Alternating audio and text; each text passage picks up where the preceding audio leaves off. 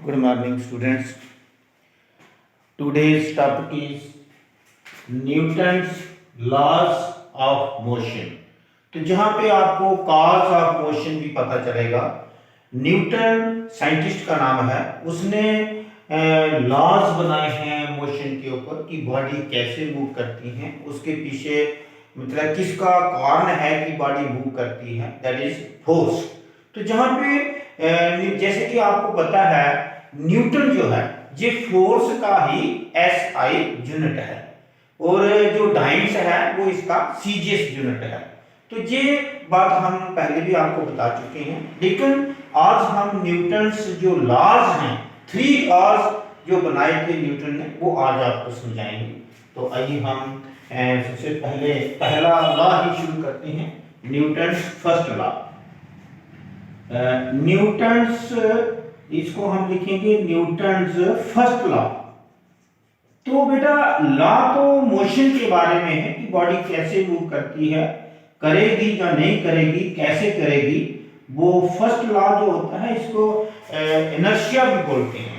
Inertia 3 होते हैं, inertia of rest, inertia of motion and inertia of direction. उसी को न्यूटन का फर्स्ट लॉ बोला गया है, जो Newton's first law.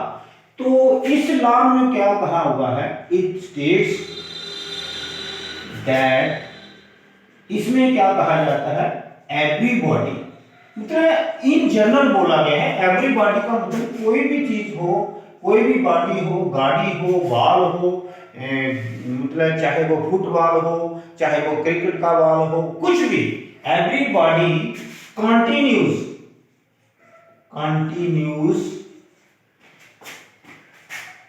In its, जो भी उसकी अपनी स्टेट हो, इन इट्स स्टेट मतलब जो भी स्थिति है, स्टेट ऑफ रेस्ट ऐसे, और यूनिफॉर्म मोशन, अगर यूनिफॉर्म मोशन में चल रही है, जैसे कि उसकी वेलोसिटी कांस्टेंट है वो, तो इन अ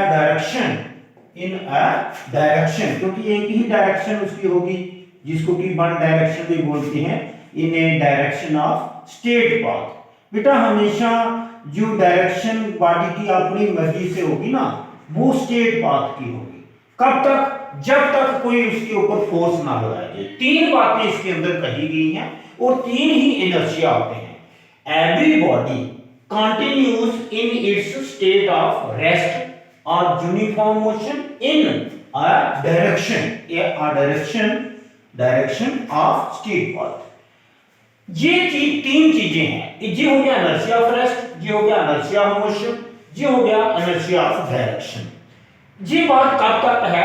एवरी बॉडी कंटिन्यूस, जब तक कि जो मोशन को चेंज करना है, या रेस्ट को मूव करना है, या डायरेक्शन को चेंज करना है, वो क्या चीज है? वही एक बहुत बड़ी इंपॉर्टेंट चीज है, वो अभी मैंने आपको नाम बताया, वो है फोर्स, जिसका कि न्यूटन ही ऐसा ही यूनिट होता है। तो वही बात लिखनी है, अनलेस मतलब जब तक ये बात ना हो जाए, अनलेस सम एक्सटर्नल, बेटा एक्सटर्नल होता है बाहर से कोई फोर्स ना हम जब लगाए, बॉडी अपनी मर्जी से नहीं कर सकती। अनलेस सम एक्सटर्नल फोर्स, देखो फोर्स की बात आ गई ना, force acts on that body. कोई भी बॉडी की बात कर लो, ऑन द बॉडी लिख देते हैं। ऑन द बॉडी मतलब एवरी बॉडी की बात हो रही है, एवरी बॉडी, कोई भी चीज आ जाए। ये लॉ जो फर्स्ट लॉ है, इसको इनर्शिया लॉ भी बोलते हैं, इनर्शिया।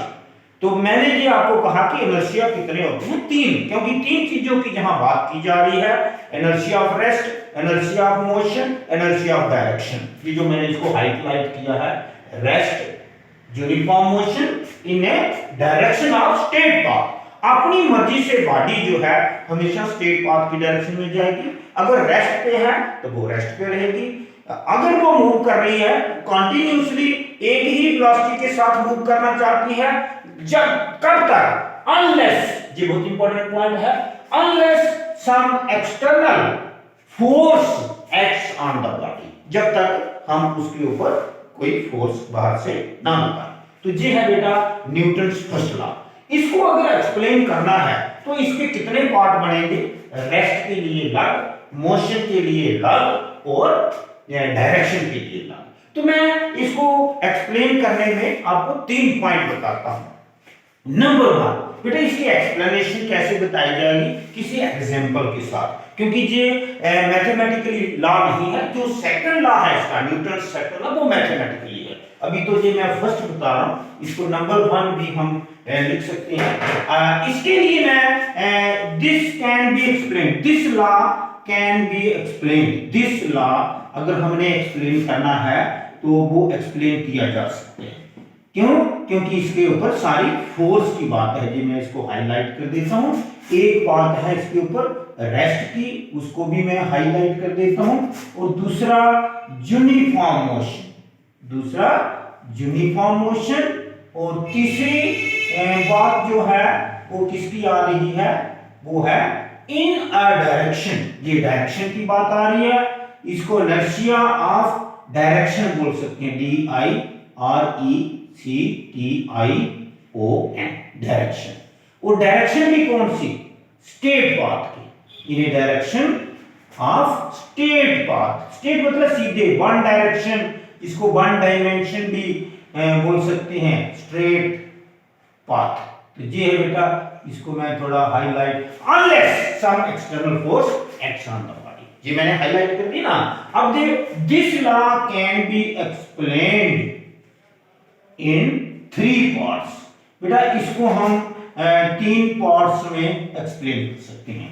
नंबर 1 पार्ट जो है इसका, जैसे कि हम इसका नंबर ऐसे फॉलो कर सकते हैं। पार्ट नंबर 1 कैसे? पार्ट नंबर 1 आएगा रेस्ट के ऊपर। बेटा अगर हमने रेस्ट को एक्सप्लेन करना है तो वो कैसे करेंगे? ए बुक, कोई भी चीज हम बोल सकते हैं, जैसे कि कोई बुक पड़ी है टेबल के ऊपर, वो वहां पड़े रहेगी जब तक कि कोई फोर्स लगा के उसको डिस्टर्ब ना करे।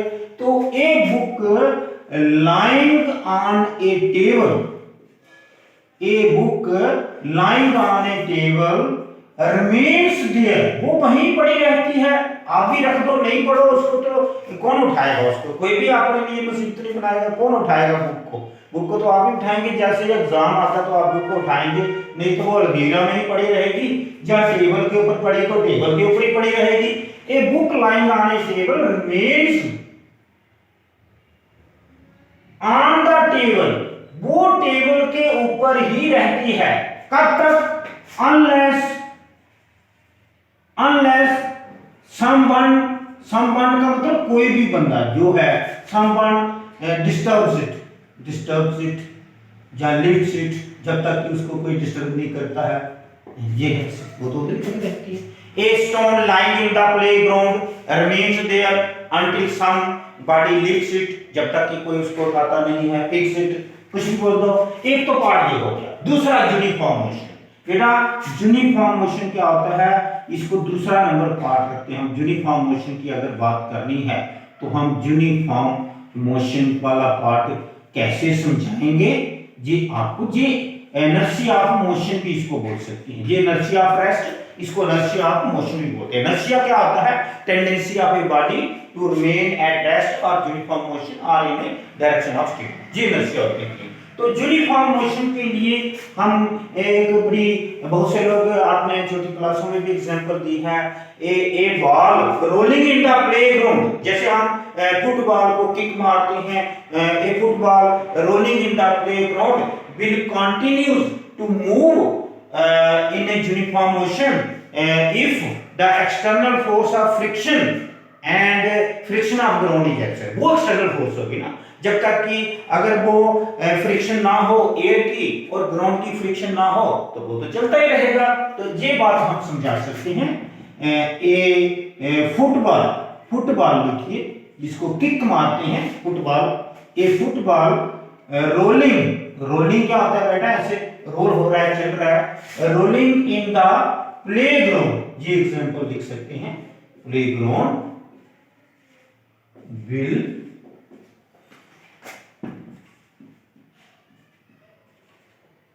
continue to move in uniform motion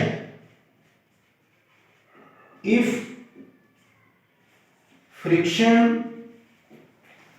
of ground and air friction is absent. बेटा जी हमने क्यों लिखा कि एयर फ्रिक्शन और फ्रिक्शन ऑफ ग्राउंड अगर एब्सेंट हो वो तो चलता ही रहेगा गेम, मतलब कोई एक्सटर्नल फोर्स उसको रोकती है जिससे वो रुक जाता है। अगर प्ले ग्राउंड में हम उसको किक मारते हैं फुटबॉल को तो वो रोल करना शुरू कर देता है, रोलिंग।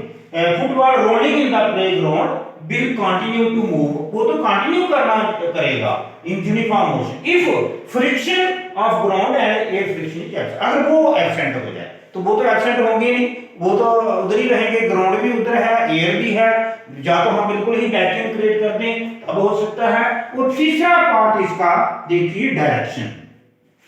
वो डायरेक्शन की बात क्या करनी है आपने, डायरेक्शन के लिए आप कोई भी बात कर लो, फुटबॉल की बात भी कर सकते हैं, जैसे वो रोल हो रहा है सीधे चल रहा है, आगे कोई पत्थर लगेगा तो वो टर्न करेगा, जहां कोई और उसको किक मार देगा तो वो दूसरी डायरेक्शन आपकी चेंज करेगा। जहां मोटरसाइकिलिस्ट की बात करते हैं, ए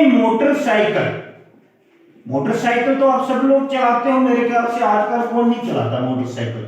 ए motorcycle will move in a direction of straight path, direction आप भी लिख दीजिए, in a direction of straight path, कब तक, unless the rider क्या होता है जो, या मोटरसाइकिलिस्ट भी बोल सकते हैं, unless the rider turns it with handle। Handle क्या होता है, जो उसका हैंडल होता है, क्या होता है जो उसका स्टीयरिंग है, हैंडल उसको बोल सकते हैं। तो एक मोटरसाइकिल जो है वो सीधा ही चलता रहेगा जब तक कि जो राइडर है उसके ऊपर जो सवार है अगर नहीं ऐसे चला दो तो वो तो सीधा ही चलेगा, unless the rider turns it with handle, जब तक कि वो हैंडल के साथ उसको टर्निंग नहीं करता तो सीधा रहेगा अपनी मर्जी से। जैसे कोई किसी बॉडी को आप freely falling body always move in straight direction, ये भी हम कह सकते हैं। किसी भी बॉडी को ऐसे मूव कर दो तो वो सीधा ही चलेगा, डायरेक्शन कभी नहीं चेंज करेगा। हम तो ऐसे करके उसको डायरेक्शन चेंज कर दे तो उसको हम बोल सकते हैं कि वो उसकी डायरेक्शन चेंज होगी। अपनी मर्जी से कोई भी चीज चलेगी ना, जब तक कि कोई फोर्स दूसरी ना लगे तो वो हमेशा इसको थोड़ा हाईलाइट कर देते हैं, unlike force acts on the body. ये थोड़ा डिम लिखा गया था ताकि ये आपको क्लियर दिखे। ये है बेटा Newton's first law along with this expression. तो एक्सप्लेनेशन के बाद हम जो न्यूटन्स सेकंड लॉ करते हैं, देखो न्यूटन्स सेकंड लॉ, न्यूटन पता आपको साइंटिस्ट का नाम है तो उसी के नाम से इसको फेमस करना हमने, Newton's second law. Newton second law की पहले हम स्टेटमेंट अगर करनी है तो हमें मोमेंटम का पता होना चाहिए। लीनियर मोमेंटम क्या होता है, मास इनटू वेलोसिटी, उसी को लेके चलना है मोमेंटम को, तो वो मैं बीच में ही बता दूंगा आपको। तो रेट ऑफ चेंज ऑफ जो मोमेंटम होता है तो वो किसके, उससे क्या बनता है, उससे बनती है फोर्स। मेन जो न्यूटन सेकंड लॉ है ना यही रियल लॉ है, इसी से फर्स्ट भी बन जाएगा और थर्ड भी बन जाएगा। फिलहाल तो इसी को समझिए। न्यूटन सेकंड लॉ क्या है, it states that force on a body force on a body या by a body एक ही बात है, force on oblique by a body is, oblique क्यों लिखा मैंने, बॉडी के ऊपर जो फोर्स लगती है या बॉडी फोर्स लगाती है, एक ही बात है। It state that force on or by a body is directly proportional to the, किसके ऊपर सीधा निर्भर करती है, इज डायरेक्टली प्रोपोर्शनल का मतलब होता है निर्भर करना मतलब डिफेंड रहना, directly proportional to the rate of change of momentum. बेटा मोमेंटम दो होते हैं, एक लीनियर मोमेंटम होता है, एक एंगुलर मोमेंटम होता है, दोनों के लिए है। तो rate of change of momentum, इसलिए ना मैंने लीनियर लिखा है ना मैंने एंगुलर लिखा है। जो rate of change of momentum है ना, उसके ऊपर डायरेक्टली डिपेंड करती है फोर्स। किसके ऊपर? जी मैं हाईलाइट कर रहा हूं, rate of change of momentum. Rate क्या होता है और चेंज क्या होता है? चेंज होता है जो माइनस करने से होता है, लेकिन अब हम आपको माइनस करने का तरीका नहीं, चेंज का तरीका डिफरेंशिएशन से करवाएंगे। और मोमेंटम को P बोलते हैं और फोर्स को F बोलते हैं, ये सारे लोग जानते हैं। और जो लीनियर मोमेंटम की अगर बात करनी है तो वो P से की जाएगी, एंगुलर मोमेंटम की बात करनी है तो वो L से की जाएगी। फिलहाल तो मैं लीनियर मोमेंटम ले रहा हूं, लेकिन ये लॉ जो है एंगुलर मोमेंटम के लिए भी वैलिड है। रेट ऑफ चेंज क्या होता है? Differentiation with respect to time. तो जो according to this Newton second law है, जब भी मोमेंटम चेंज होता है तो फोर्स लगती है। जैसे कोई भी बॉडी मैं ले लूं, इस वक्त मेरे पास कुछ भी है, जैसे कि मेरे पास जहां पे ये एक पेन है, ठीक है, मैं इसको मोमेंटम इसका चेंज करता हूं। देखिए ध्यान से, आपको आवाज भी आई होगी, मैंने ऐसे जोर से फेंका इसको और इसके अंदर क्या क्या था? इसका बेटा मास था। अगर मास नहीं होता, मास इनटू वेलोसिटी, जिस वेलोसिटी के साथ मूव किया इसने जोर से, आपको साउंड भी आई ना, जिसको बोलते हैं मोमेंटम चेंज हुआ, उसको फोर्स लगी। जो फोर्स है वो किसके ऊपर डिपेंड करती है? Rate of change of momentum. Momentum क्या होता है? मास और वेलोसिटी का प्रोडक्ट। अभी मैं आपको बताता हूं मोमेंटम क्या होता है। पहले इसी लॉ को लिखते हैं, आइए इसकी एक्सप्लेनेशन स्टार्ट होगी। पहले हमने किसको एक्सप्लेन किया? फर्स्ट लॉ को। अब हम सेकंड लॉ को एक्सप्लेन करते हैं। एक्सप्लेन का मतलब मैथमेटिक्स आ जाएगा उसका। देखियो मैथमेटिकली क्या है, दैट इज ये जो है फोर्स, ये एक्सप्लेनेशन स्टार्ट होगी। बेटा इधर आप वर्ड लिख सकते हैं, न्यूटन्स सेकंड लॉज एक्सप्लेनेशन, वो तो है ही है। तो देखिए एक्सप्लेनेशन कैसे बतानी है, आपने इसको कैसे एक्सप्लेन करते हैं। फोर्स, फोर्स को क्या बोलते हैं? Force is directly proportional to, ये आपने ऐसे लिख देना है, force F is directly proportional to rate of change of momentum. Rate of change मतलब डिफरेंशिएशन विद रिस्पेक्ट टू किसका? मोमेंटम का। बेटा मोमेंटम को बोलते हैं P, जैसे मैंने उधर ही लिख दिया ना मोमेंटम P, जो कि लीनियर मोमेंटम की बात कर रहा हूं, where P is the linear momentum। बेटा P is the linear momentum, हम ऐसे कॉमा डाल के बोलेंगे लीनियर मोमेंटम। बेटा एक होता है एंगुलर मोमेंटम, तभी मैं बार-बार लीनियर बोल रहा हूं।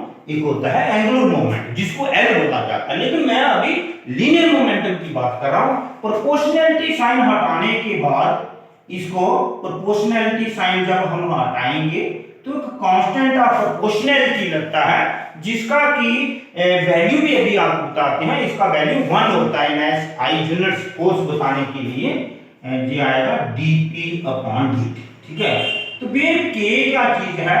Constant of proportionality. Constant of proportionality मतलब होता है कि कांस्टेंट हटाने, प्रोपोर्शनैलिटी हटाने के बाद जो कांस्टेंट लगा उसको कांस्टेंट ऑफ प्रोपोर्शनैलिटी ही बोलते हैं। But in SI units its value is 1. In SI units k is equal to 1.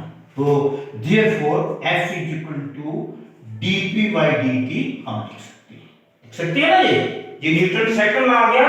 ये जो हमने जहां पे लैंग्वेज में लिखा है, force is directly proportional to the rate of change of momentum, लेकिन जो कांस्टेंट है वो 1 आ गया इन SI यूनिट्स। तो ये बात जो है आपको ध्यान में रखनी है। जो लीनियर मोमेंटम है वो क्या होता है? बट हम जहां लिखेंगे जो लीनियर मोमेंटम है वो होता है मास इनटू वेलोसिटी। बेटा if m is the mass और v इज द वेलोसिटी, मतलब कहने की जरूरत नहीं, क्योंकि एवरीबॉडी मस्ट नो कि m जो है यूजुअली मास ही होता है और v वेलोसिटी।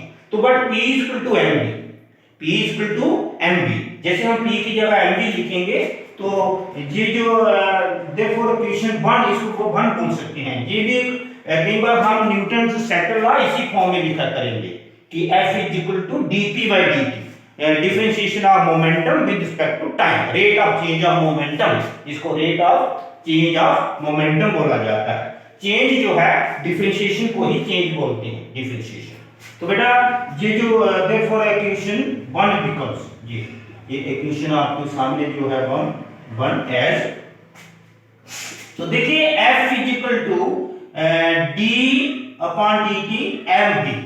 बेटा जो डिफरेंशिएशन है वो वेलोसिटी का होगा लेकिन मास का नहीं हो सकता। क्यों?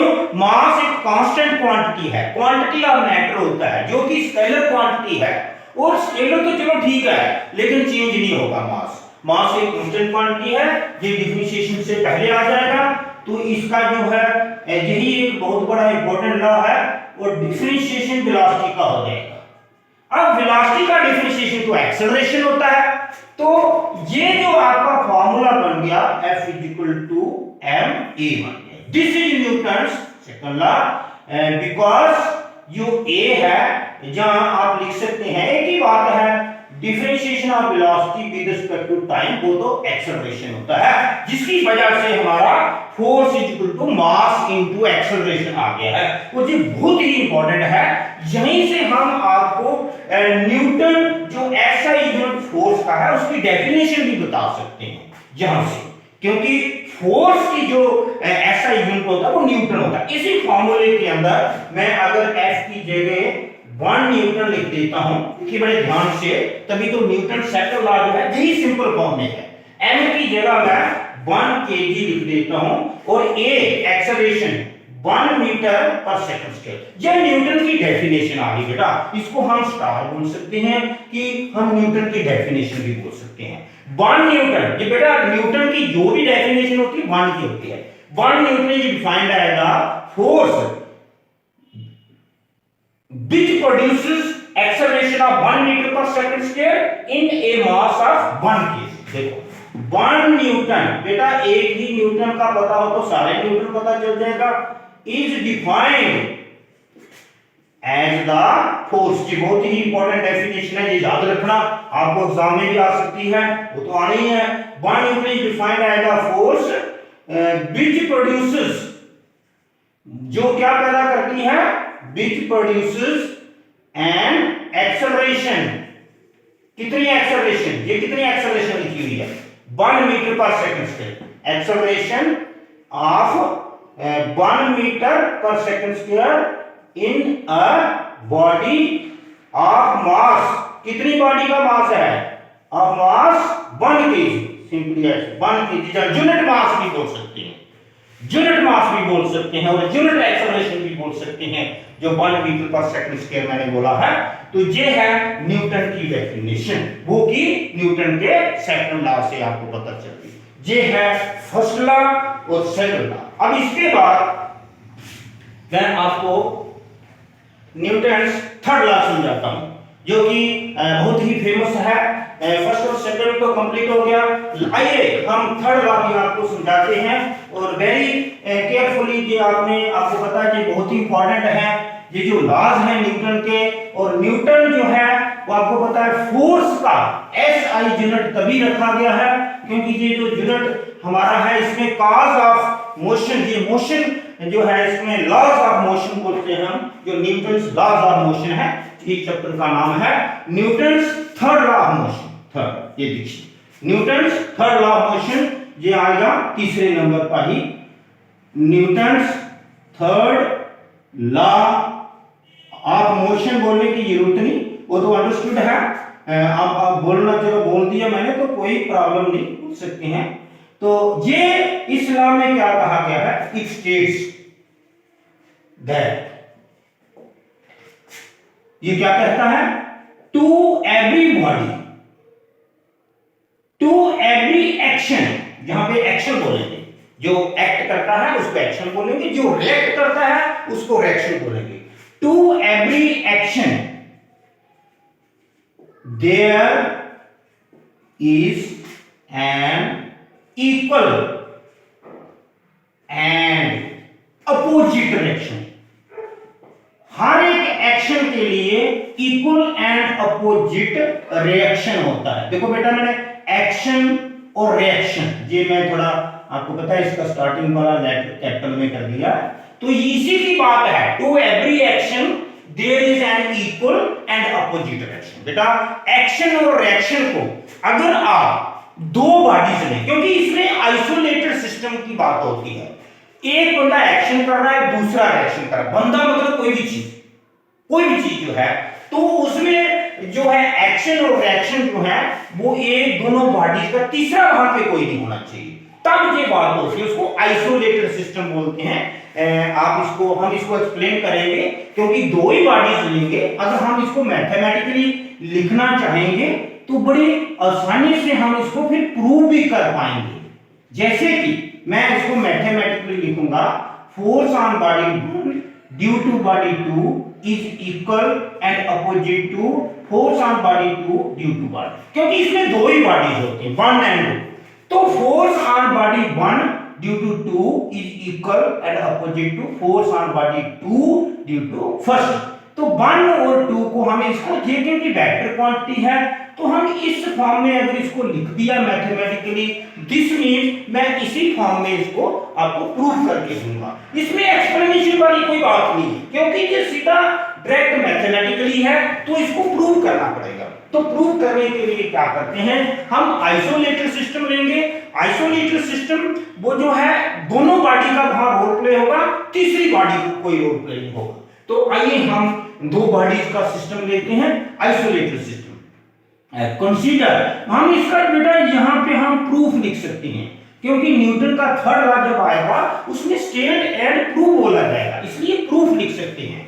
तो इसके लिए क्या करते हैं, consider two bodies, consider a system बोला, आइसोलेटेड सिस्टम बोलते हैं बेटा, कंसीडर एन आइसोलेटेड सिस्टम, क्योंकि उसमें आपको समझ आ जाएगी कि तीसरा वहां कोई नहीं होना चाहिए।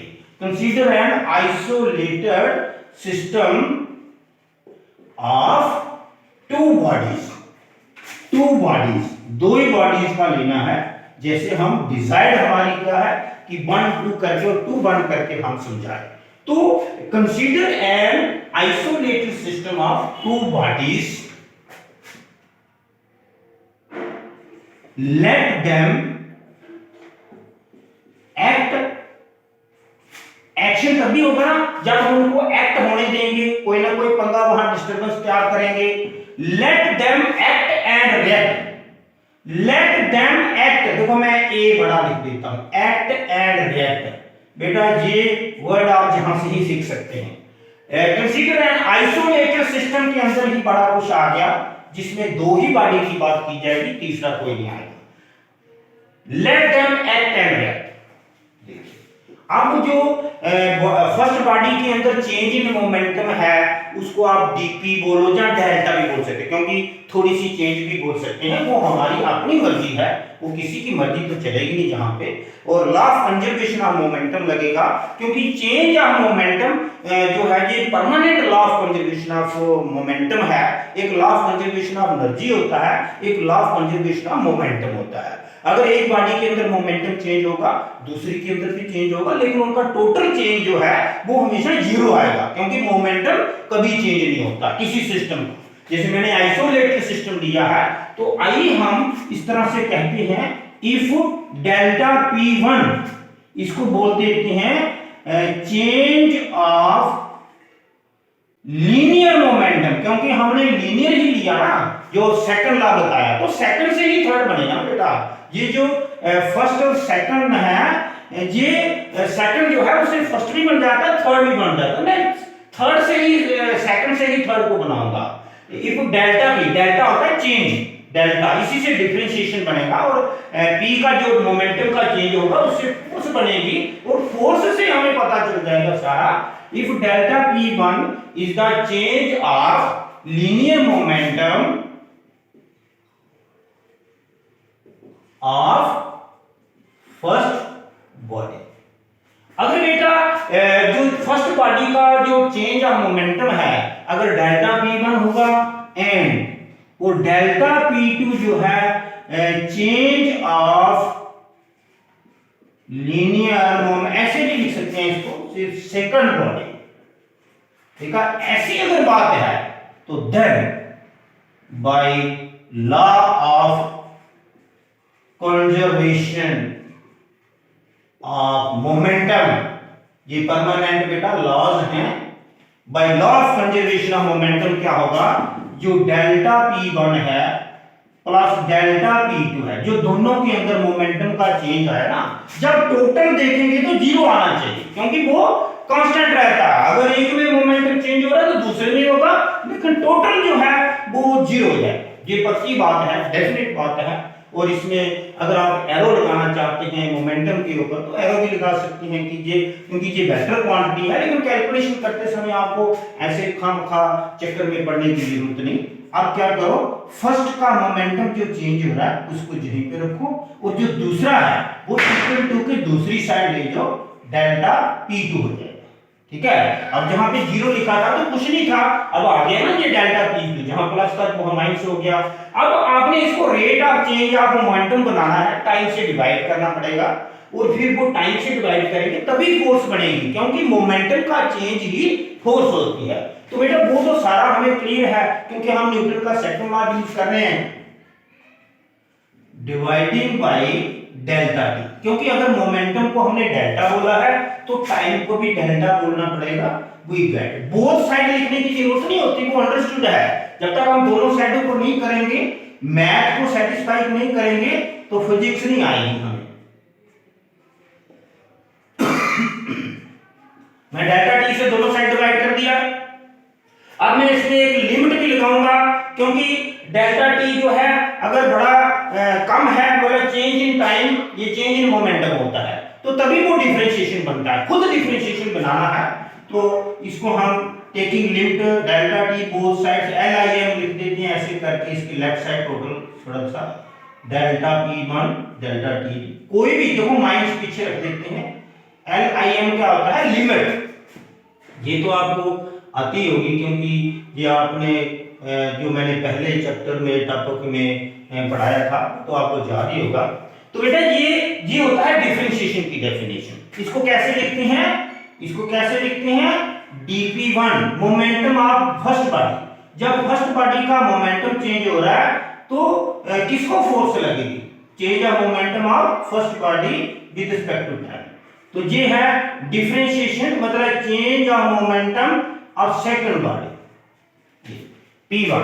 जो फर्स्ट बॉडी का मोमेंटम चेंज होगा वो सेकंड बॉडी की वजह से होगा, तो इसको हम क्या लिख सकते हैं, बाय न्यूटन सेकंड लॉ, क्योंकि चेंज ऑफ मोमेंटम वो है वो फोर्स बनती है। ये अभी मैंने न्यूटन के सेकंड लॉ में बताया था, बाय न्यूटन सेकंड लॉ।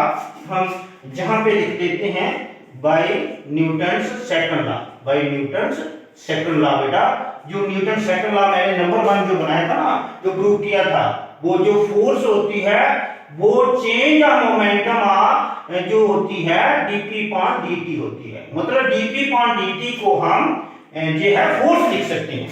लेकिन जहां पे P1 है तो वहां पे क्या लिखेंगे, force on body 1 due to body 2, ये इसकी जगह, क्योंकि